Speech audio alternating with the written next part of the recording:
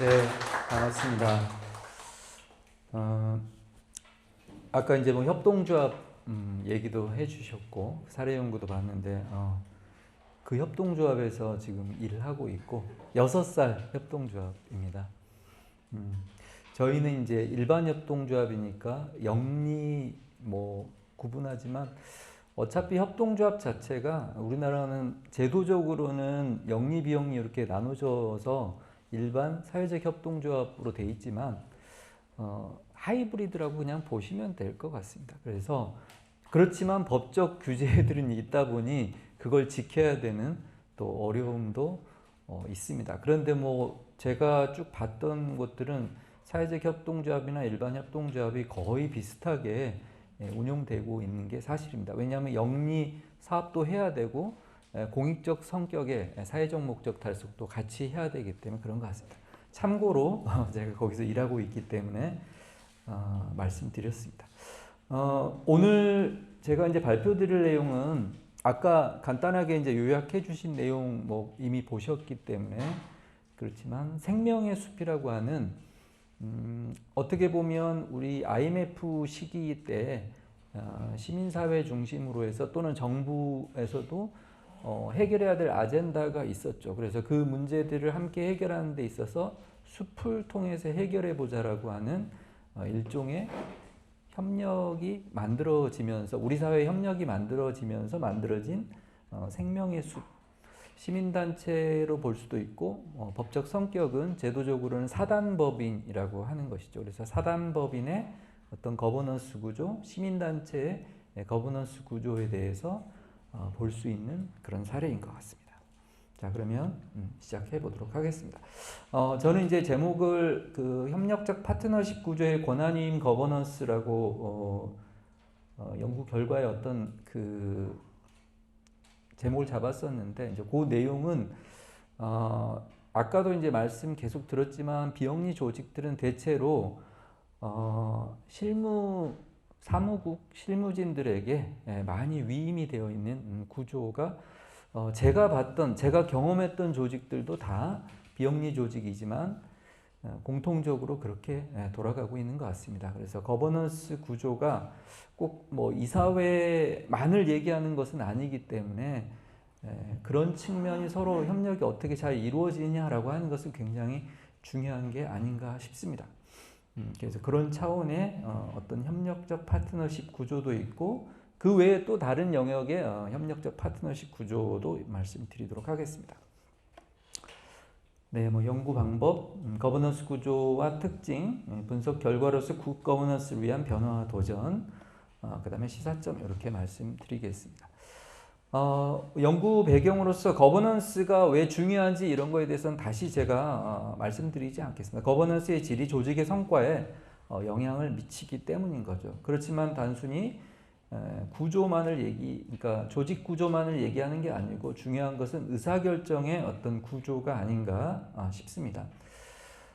그래서 거버넌스 생명의 숲이라고 하는 뭐 시민단체 그리고 사단법인의 특성, 거버넌스의 특성을 좀 구체적으로 규명해보고 그랬을 때 이제 유사 조직들에게 굿 거버넌스에 대한 어떤 실천적 통찰을 제공해드릴 수 있을 것 같고 특별히 아까 말씀드렸던 IMF 당시에 경제 위기 상황을 극복하기 위해서 숲가꾸기라고 하는 아젠다이지만 결국 더 중요하게 초기에 대두되었던 것은 일자리 창출이라고 하는 그런 어떤 사회적 아젠다를 수행하는 시민사회 주도의 어떤 거버넌스 형성과 변화를 한번 추적해 보면 어떨까라고 하는 그런 목적이 있었습니다.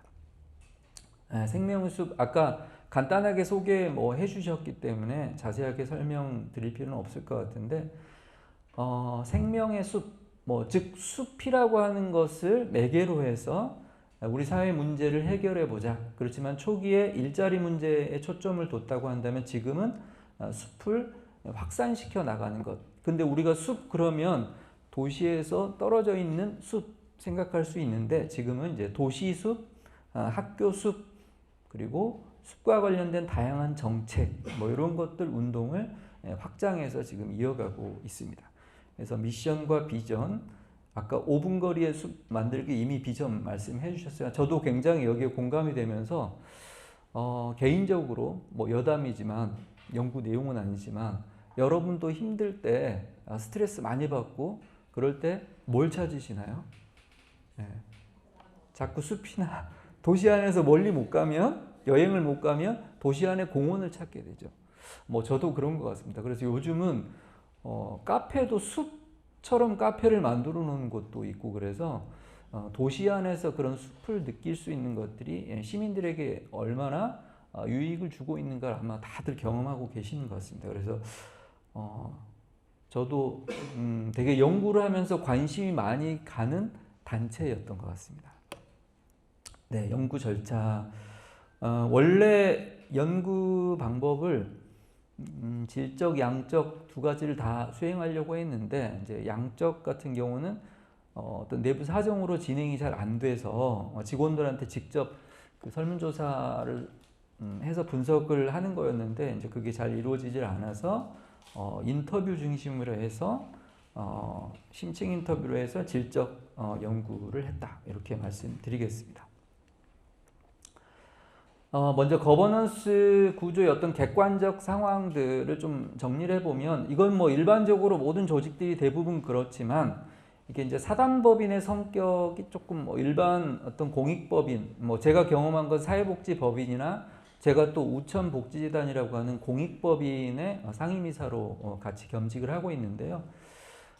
보통 회원 총회 이런 것들은 뭐 협동조합은 총회가 굉장히 중요한 거죠. 그러니까 사단법인과 협동조합은 총회가 굉장히 중요한 거버넌스 구조인데 사실 좀 이 부분이 회원 총회에 대한 부분이 법적 제도적으로는 굉장히 중요하게 되어 있는 최고의 의사결정 기구로 되어 있는데 우리나라 보면 거버넌스 구조에서 총회가 뭔가 이렇게 좀 소외되고 있는 건 아닌가라는 느낌을 이제 제가 경험적으로도 하고 있고 뭐 그렇습니다. 근데 이제 회원이 많으면 보통은 대의원들 제도를 두고 있는데 여기는 회원이 꽤 되지만 대의원을 두지 않는 그런 조직이었습니다. 그리고 이사회가 이사장 포함 32인의 이사가 있습니다. 그거는 어떤 것 때문에 그러냐면 정관상 지역 대표 12명이 당연직으로 이사가 돼야 되는 거죠. 그러니까 지역 12개 조직이 있는데 지부인 거죠. 그래서 이제 그렇게 되어 있는데 이따가 이제 이 부분이 어떻게 좀 변화되었으면 좋겠다라고 하는 그런 부분도 있는 것 같습니다. 그러니까 이게 굉장히 뭐 제가 말씀드리지 않아도 와라고 얘기하셨잖아요. 그래서 그게 전부입니다. 누구든지 그렇게 숫자를 얘기하면 와라고 얘기할 수밖에 없는 거죠. 저도 듣고 깜짝 놀랐습니다. 네. 초기에는 정부, 시민사회, 기업 3자의 어떤 협력적 파트너십이다가 정부가 여기에 계속 들어갈 수는 없죠. 시민사회 운동이기 때문에. 그래서 초기에는 아마 IMF 때문에 그랬던 것 같고요. 그래서 이제 시민사회하고 기업은 특히 이제 후원 중심으로 해서 같이 하고 정부는 좀 이렇게 빠져 있는 구조. 거기에 이제 지역 단체들이 독립법인으로 있다가 지부로 하나의 법인으로 합쳐진 독특한 어떤 역사적 과정을 갖고 있습니다. 그리고 사무처와 지역 조직, 이제 지역 조직 말씀드렸고 사무처가 있고 근데 그 중간에 이사회하고 사무처 중간에 운영위원회를 두고 있고 또 운영위원회 말고도 이제 그 외에 어떤 전문위원회로서 분과위원회나 특별위원회를 같이 운영하고 있는데 요거는 많은 조직들이 그거를 갖고 있는 조직들이 꽤 됩니다. 왜냐하면 모든 걸 이사회하고 이사님들하고 의논해서 결정하기가 좀 어렵기 때문에 이 운영위원회를 조금 더 슬림하게 해서 잘 가동되게 해서 사무국과 협력할 수 있는 그런 구조를 두고 있는데 특별히 제가 보기에는 생명의 숲은 운영위원회가 굉장히 중요한 역할을 가교 역할을 잘 하고 있다 이렇게 보고 있습니다. 자, 그래서 이제 구체적으로 거버넌스 구조가 그런데 구체적인 특징으로 보면 정책 기반 다중 거버넌스다라고 이제 얘기를 했는데 여기서 정책이라고 하는 것은 우리가 어떤 그 팔러시가 이제 공공 어떤 정책을 생각하는 게 아니고 규범이라고 하는 것입니다. 정관이라든가 각종 규정들 즉 합의된 원칙들이라고 할 수 있는데 그걸 중심으로 해서 운영이 되고 있는 조직이었고 그렇기 때문에 어떤 위임 정결이라고 하는 어떤 그 의사결정이 명문화되어 있는 그런 내용입니다. 그래서 이사장, 운영위원장, 사무처장의 결재 전결 범위가 명문화되어 있다. 이게 이제 규범의 사실 거버넌스의 핵심이라고 할 수 있겠죠. 그래서 이제 갈빈의 어떤 이사회 유형 중에 관리 협력 항해 이 세 가지 중에 저는 협력형 이사회에 가깝지 않나라고 하는 생각을 해봤습니다. 그리고 두 번째 이제 파트너십 협력 거버넌스가 아까 말씀드린 것처럼 출발이 3자의 파트너십으로 시민, 정부, 기업이라고 하는 3자 파트너십으로 시작을 했고 그 다음에 그것이 이제 총회 이사회 운영위원회라고 하는 것에서 하나하나 다 이 3자 파트너십들이 다 레벨별로 되어 있었습니다. 구체적으로. 그런데 지금은 정부는 어떤 협력 체계로서 역할이 전환되었고 그 다음에 기업은 후원자로서 파트너십 관계를 지속적으로 하고 있습니다. 그래서 일반 후원자보다는 조금 더 관여되는 것은 아까 레벨별로 그 기업에서도 여전히 참여를 하고 있다라는 점에서 저는 파트너십이라고 보고 있습니다. 거버넌스 안에 구체적으로 참여하고 있다 이렇게 볼 수 있습니다. 그런데 정부 쪽은 조금 더 숫자가 더 적었다. 여기 참여하는 범위에서. 그래서 완전한 3자 파트너십에 정부를 넣는 건 조금 문제가 있는 것 같다라고 봤습니다. 이제 여기 사무처 중심 위임 거버넌스는 제가 경험한 대부분의 비영리 조직들은 대부분 이렇게 가고 시간이 지나면 다 이렇게 갈 수밖에 없지 않나? 근데 이제 초기에는 뭐 꼭 그렇지는 않았다라고 저는 생각을 합니다. 여기도 생명의 숲도 초기에는 굉장히 이사님들 명망가 중심으로 해서 출발해서 활발하게 참여하셨다. 그런데 이제 시간이 지나면서 이렇게 사무처 중심으로 위임 거버넌스가 만들어졌다. 요건 결국 신뢰가 없으면 이렇게 권한을 위임해 주긴 어렵겠죠. 그것의 강점은 신속하고 유연한 집행, 또 책임과 동기가 강화될 수 있는 어떤 자발성을 기초로 해서 운영이 될 수 있겠죠. 그래서 환경 변화에 빠르게 대응할 수 있고 일상 업무를 효율적으로 운영할 수 있는 그런 강점들이 있죠. 다만 아까도 이제 그 말씀해 주셨던 것 중에 사무처한테 위임을 했는데 견제와 감시와 평가 장치가 동반되지 않았을 때 과연 이렇게 이제 질문을 할 수 있겠죠. 이게 전제가 됐을 때 사무처 위임이 되어서 조직의 성과가 극대화될 수 있지 않을까, 뭐 이런 상황인 거죠. 자, 그래서 여기서 이제 특별히 인터뷰를 통해서 여기 내용들은 이제 객관적인 그 내용들 중심으로 해서 정리됐다고 한다면 실제 심층 인터뷰들을 통해서 굿 거버넌스를 향해서 어떤 변화와 도전이 필요하냐라고 하는 이야기가 이제 논의가 되었었는데요. 첫 번째, 거버넌스 역할이 재구조화될 필요가 있겠다 이렇게 봤습니다. 이사회는 비전 방향을 제시하고 운영위원회가 중간에서 실행을 조정하고 사무처는 그런 결정들 되었던 것들을 집행하고 또 교육하고 학습하는 어떤 그런 역할을 하면 좋겠다라고 제안이 되었고 의제 중심의 이제 전환이라고 하는 것이 굉장히 중요하다고 저는 생각을 했었는데 아까 IMF 시기에 숲이라고 했지만 우리가 일자리 창출 중심으로 의제가 만들어졌는데 이게 계속될 수 있는 게 아니기 때문에 기후 위기라든가 에너지, 도시숲 또는 복지 이런 새로운 미래 의제들, 이런 확장된 의제와 숲이 연결될 수 있는 것들이 굉장히 많기 때문에 이미 다른 단체들이 그런 어떤 미션들을 가지고 사회적 의제를 가지고 활동을 하고 있는데 오히려 원조라고 할 수 있는 생명의 숲은 과거의 의제를 여전히 끌고 갈 수밖에 없는 그런 상황이었습니다. 그래서 결국 이것은 사회적 의제는 그 조직의 어떤 사회적 성과하고도 연결이 될 수 있는 것들이기 때문에 재설계가 이제 필요하다 이런 의견이 정리가 되었습니다. 그리고 이사회도 재구조화가 필요하다라고 했는데요. 이사회 구성의 다변화가 좀 필요하다. 과거에 명망가 중심으로 갔었기 때문에 계속 그게 이제 여전히 유효해서 가고 있다. 그러니까 처음부터 참여하셨던 분들이 지금까지 참여하셨으면 20년 이상 계속 참여하셨을 수도 있고요. 그 외에도 그분들이 또 소개한 분들이 또 참여하고 이러면 비슷한 분야의 분들이 오셨다는 거죠. 그래서 숲, 조경, 환경, 생태, 산림 이쪽 분들 중심으로 이사회가 구성이 되어 있는데 문화예술이라든가 인권, 복지와 같은 다양한 전문가들이 함께 이사회에 참여하면 좋겠다. 그리고 젊은 세대가 이사회 거버넌스 안에 참여하면 좋겠다. 뭐 이런 이야기도 있었습니다. 그리고 실질 권한 어떤 책임을 부여하는 데 있어서 이사회가 형식화되는 걸 좀 방지해야 된다라고 하는데 사실 이사회가 상시적으로 어떤 집행하고 활동하기는 어렵지만 이사회를 운영할 때도 아까 잠깐 비슷하게 나왔던 내용들이 있는데요.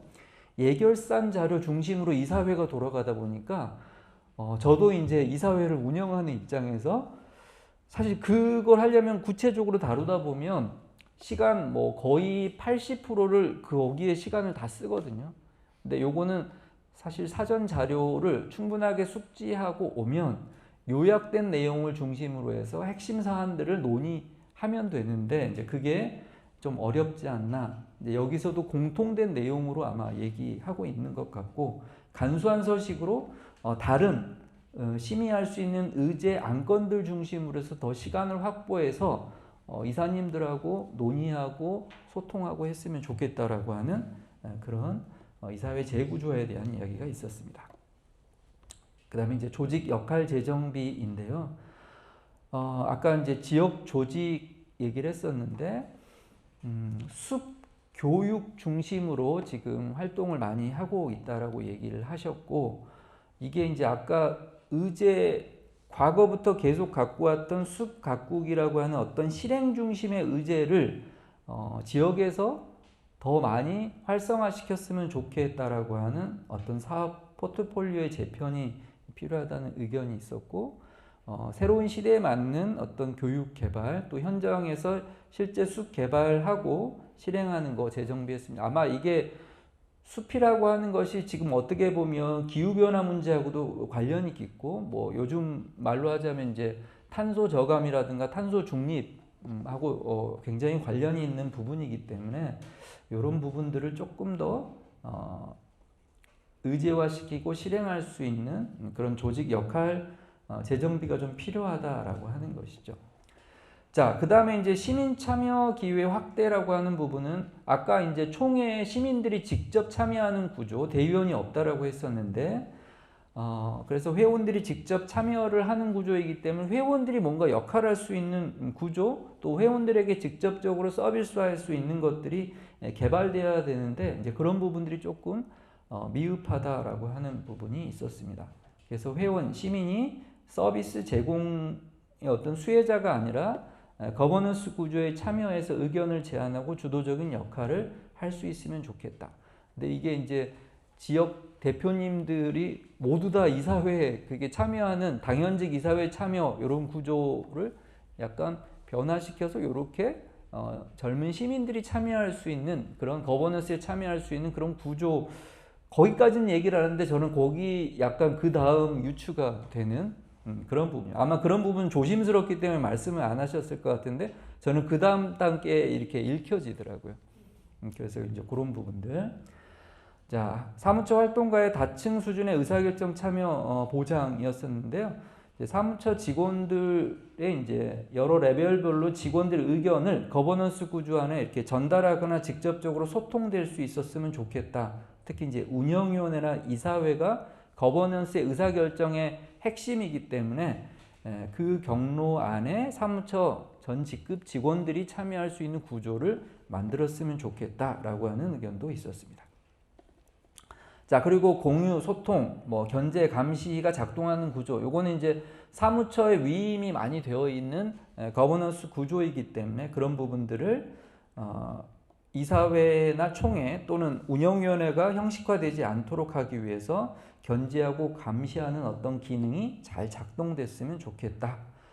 그러기 위해서 이제 보통은 사무처에 위임되어 있는 모든 집행, 실행 업무들이 합의된 원칙과 기준을 통해서 재량권이 실행될 수 있도록, 즉 아까 규범 거버넌스에 대해서 조금 더 디테일하게 한번 고민해서 바꿔나갈 필요가 있다라고 하는 것이죠.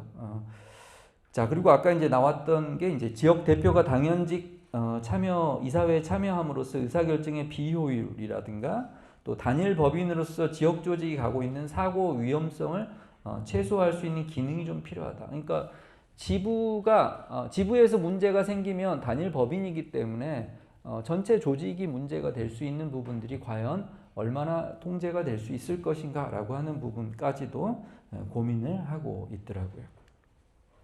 자, 그 다음에 이제 수기 거버넌스인데요.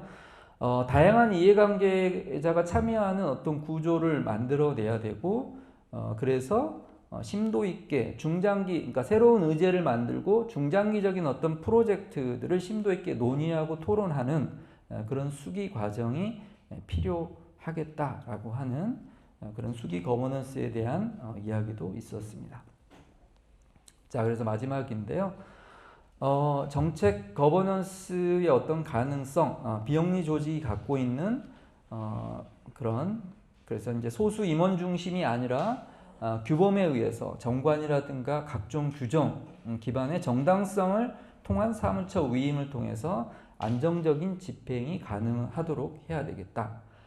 그리고 위임된 사무처 활동가 중심으로 하더라도 전체 거버넌스 구조 안에서 견제와 균형 기능이 잘 작동되었으면 좋겠다라고 하는 시사점이 있었습니다. 그리고 다중 거버넌스의 필요성은 이게 이제 사단법인의 어떤 특성과 시민들이 직접 총회를 통해서 참여하는 어떤 특성을 갖고 있기 때문에 수직적 다층 구조의 총회, 이사회, 운영위원회, 사무처 또는 지역, 지부와 어떤 수평적인 협력 구조, 그래서 이제 시민사회, 기업, 정부 이런 이중적 다중 거버넌스가 구조화되어 있는 거죠. 그래서 다중 이해관계자들이 적극적으로 더 참여할 수 있도록 하면 좋겠다라고 하는 것이고, 특히 미래 세대가 참여를 좀 많이 했으면 좋겠다라고 하는 시사점이 있었습니다.